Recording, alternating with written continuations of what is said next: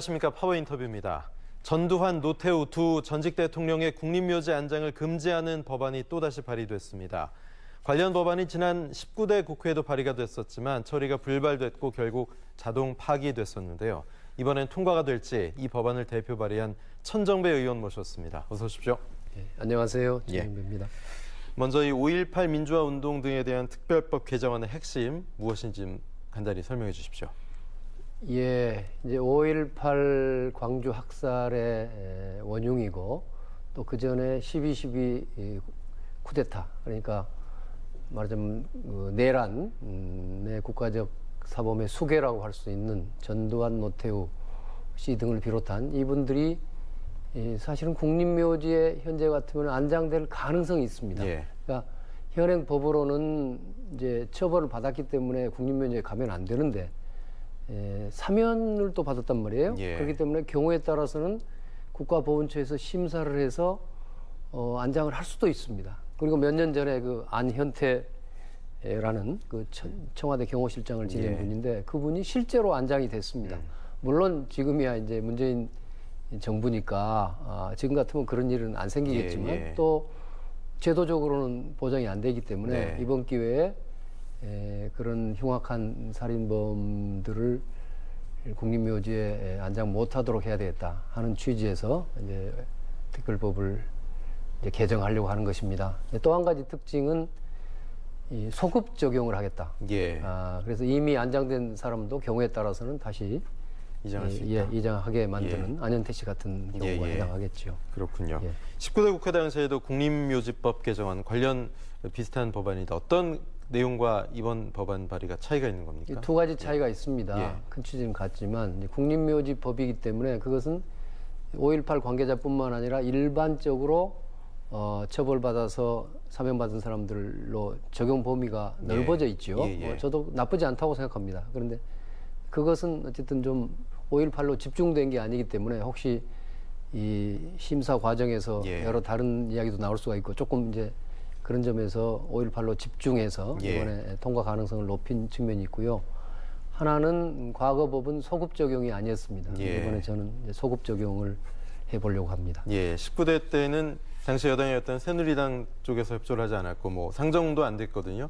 이번엔 상정 또 통과 가능성 어떻게 보십니까? 이번에는 저는 통과 가능성을 확신하고 있습니다. 네. 우선 말씀하신 대로 박근혜 정부고 또 국회 과반수를 새누리당이 차지하고 있었습니다. 그런데 이제는 5.18 정신을 헌법 전문에 넣겠다는 문재인 대통령의 시대이고 또 국회 의석을 보더라도 저는 뭐 제가 속한 국민의당뿐만 아니라 여당인 민주당 또 정의당 또 많은 무소속 의원들에서 국회 과반수의 의원들이 적극 찬성하리라고 봅니다. 예. 문제는 그렇다고 그러면 혹시 이 자유한국당 등지에서 선진화법을 이용해서 이걸 방해하지 않겠느냐는 우려가 있는데요. 저는 지금 상황에서는 자유한국당도 이 법에 대해서 그런 선진화법을 활용하지 않으리라고 생각합니다. 예. 그런데 그 전두환 씨, 이순자 씨가 최근에 뭐 회고록을 내고 뭐 난리가 났었단 말이죠. 심지어는 발포 명령도 안 했다. 우린 피해자다. 이런 얘기까지 했거든요. 근데 이 법 통과되면 또 피해자다. 이런 얘기 들고 나올 가능성도 있습니다. 예, 뭐 좀 인면수심이라고 말할 수밖에 없습니다. 이 반성을 해야 될 사람들이 다시금 그런 말에 언어의 폭력으로 광주 학살을 정신적으로 반복하는 것이라고 저는 생각합니다. 네. 제가 두 가지 증거만 좀 제시하겠습니다. 이것은 대법원 판결입니다. 1980년 5월 27일 군의 광주 재진입 작전 수행 시 시위대와 교전이 불가피하고 살상이 일어날 수밖에 없는데도 당시 전두환 보안사령관이 작전을 강행한 것은 사람을 살해해도 좋다는 발포 명령이 있었음이 분명하다. 이게 대법원 판결입니다. 그러니까 전두환 씨의 발포 명령을 사실상 인정하고 있죠. 또 그 다음에 이건 검찰 조사입니다.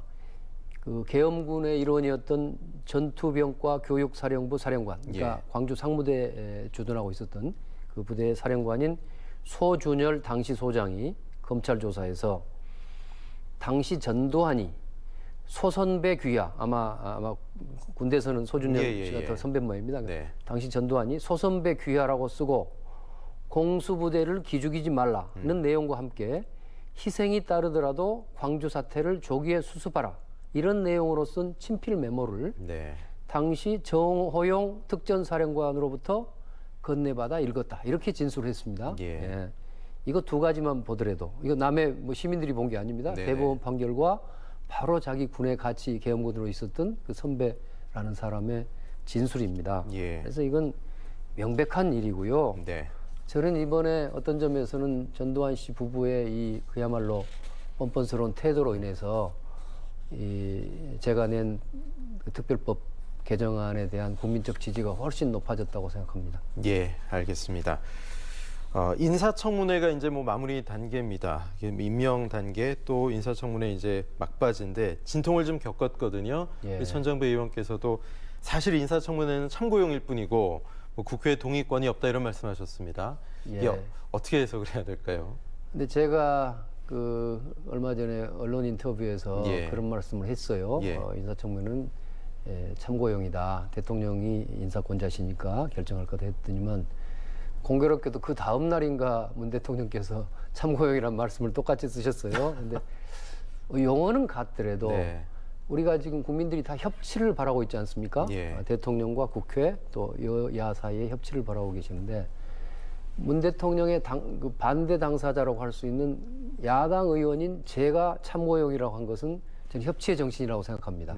그런데 그것을 또 대통령께서 참고용이라고 말한 것은 야당에 대해서 협치적인 자세는 아니라고 생각합니다. 네. 상호 좀 존중하고 해야 될 예. 텐데요. 그래서 저는 제가 참고용이라고 말씀드린 이유는 예를 들어서 국무총리는 국회에 동의가 있어야 하잖아요. 예. 그러나 장관의 경우에는 국회 인사청문회는 그야말로 한 절차인 것이지 예. 국회 의견만 제시하는 것이지 국회가 부적격 의원이 나더라도 대통령이 임명을 강행했다고 해서 무슨 그게 장관 임명이 무효가 되는 것이 아니라는 뜻입니다. 예.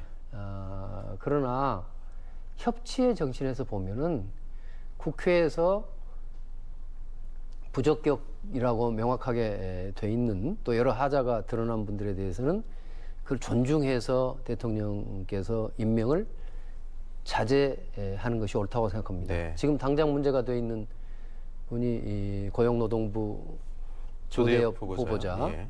또 국방부 송영 무 예. 후보자 두 분은 뭐 사실은 여당 의원 중에도 좀 문제가 있다고 보신 분들이 네. 있으신 것 같아요. 또 많은 언론에서도 뭐 신문 사설도 이른바 뭐 보수 진보지 관계없이 회의적인 태도를 보이고 있는데요. 이것은 대통령께서 절대 존중하셔야 될 일이라고 봅니다. 예. 지금 뭐 제보 조작 사건 파문으로 국민의당이 휘청하고 있습니다. 안철수 전 대표 책임론도 불거지고 있고 이제 안철수 당 뭐 이런 굴레 벗어나야 되는 거 아니냐 위기거든요. 어떻게 보십니까? 우선 이 자리를 빌어서도 우리 시청자 여러분께 국민 여러분께 깊이 사과드립니다. 저희 국민의당이 당시 선대위에 안철수 후보뿐만 아니라 많은 핵심 당원들 저 자신도 공동선대위원장의 한 사람이었습니다만은 우리 모든 핵심 당원들이 진심으로 사과하고 또 반성하고 앞으로 다시는 이런 일이 생기지 않도록 또 우리 국민의당이 이번 기회에 국민의 사랑을 받을 수 있는 정당으로 거듭 태어날 수 있도록 혼신의 힘을 다해야 한다고 생각합니다. 네. 저는 이번 기회에 우리 국민의당이 실질적으로 재창당을 해야 한다고 생각합니다. 예. 그동안 우리 국민의당은 한편으로는 뭐 저처럼 이제 과거부터 지금까지 야당 진영에 굳건히 섰던 사람들과 또 한편으로는 중도 보수적인 입장에 계신 분들이 함께 모여 있는 정당입니다. 예. 그래서 그게 저는 우리 당의 장점이라고 보는데요. 이런 다양한 생각을 가진 사람들끼리 협치, 끊임없이 소통하고 또 의견을 모으고 또 끝까지 잘 안 되면 서로 타협이라도 할 수 있는 그런 자세로 가야 한다고 생각합니다. 시간이 다 됐는데요. 당권 도전 결심하셨다고 봐도 되겠죠?